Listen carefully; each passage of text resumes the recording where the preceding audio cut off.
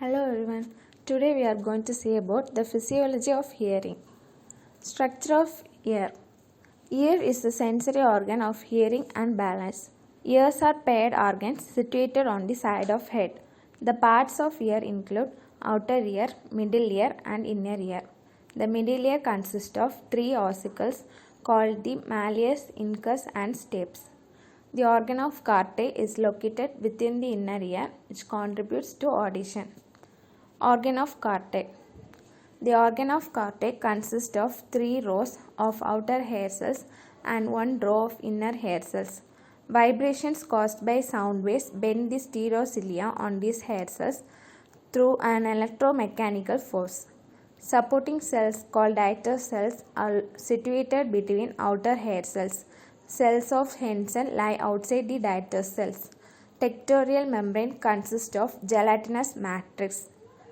Let us see about the types of hair cells. So there are two types of hair cells, outer hair cells and inner hair cells.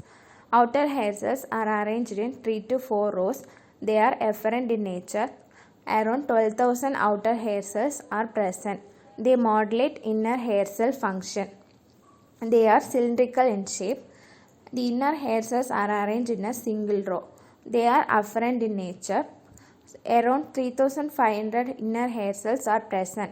They transmit auditory stimuli, and the inner hair cells are flask shaped. So you can see the structure in the diagram. Flask shaped inner hair cell and outer cylindrical hair cell. Outer hair cells develop lately, whereas inner hair cells develop earlier. The outer hair cells are easily damaged by drugs, whereas the inner hair cells are more resistant. The outer cilia of hair cell is the longest and is called kinocilium. These other small cilia called as stereocilia. These cilia are in contact with the gelatinous membrane. The sharing force between this membrane and the cilia causes generation of the electric potential. Mechanism of hearing. So there are three steps involved in the mechanism of hearing. One, conductive apparatus. Conduction of sound from the outer environment to the inner ear, that is the mechanical conduction. Second step is the sensory system of cochlea. Transduction of mechanical energy to electrical impulses. Neural pathway. Conduction of electrical impulses to the brain. Conductive apparatus. Impedance matching mechanism of middle ear, which converts sound of greater amplitude but lesser force to that of lesser amplitude but greater force.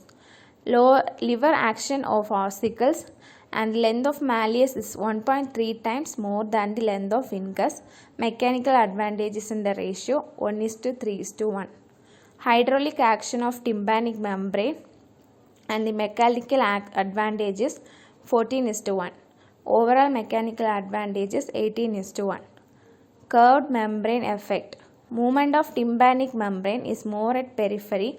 Not whole of the tympanic membrane vibrates, only the peripheral part vibrates. Phase differential between oval window and round window.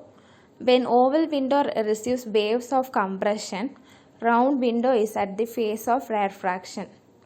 Inherent anatomic and physiologic property of the external and middle ear allow certain frequencies of sound to pass through more easily to the inner ear due to their natural resonances. Sensory system of cochlea. High frequency sound waves are represented at the base of the cochlea, and the low frequency sound waves are represented at the apex of the cochlea. So the hair cells sharing force between cilia of the hair cell and tectorial membrane is important for the conversion of mechanical energy into generation of electrical impulse. Last is the neural pathway. Hair cells are innervated by dendrites of bipolar cells of spiral ganglion situated in Rosenthal's canal. Axons of the bipolar cells form the cochlear division of 8th nerve and cochlear nuclei. Auditory pathway. So conduction is from the 8th nerve to cochlear nuclei, and from that to the superior olivary complex, and then to the lateral lemniscus, to inferior coelicus, medial geniculate body, and last to the auditory cortex of the brain. Each ear is represented in both cerebral hemispheres of the brain region, as the auditory cortex is situated in the superior temporal gyrus. So thus the conduction of sound waves is reached to the brain, and these are about the physiology of hearing. Thank you.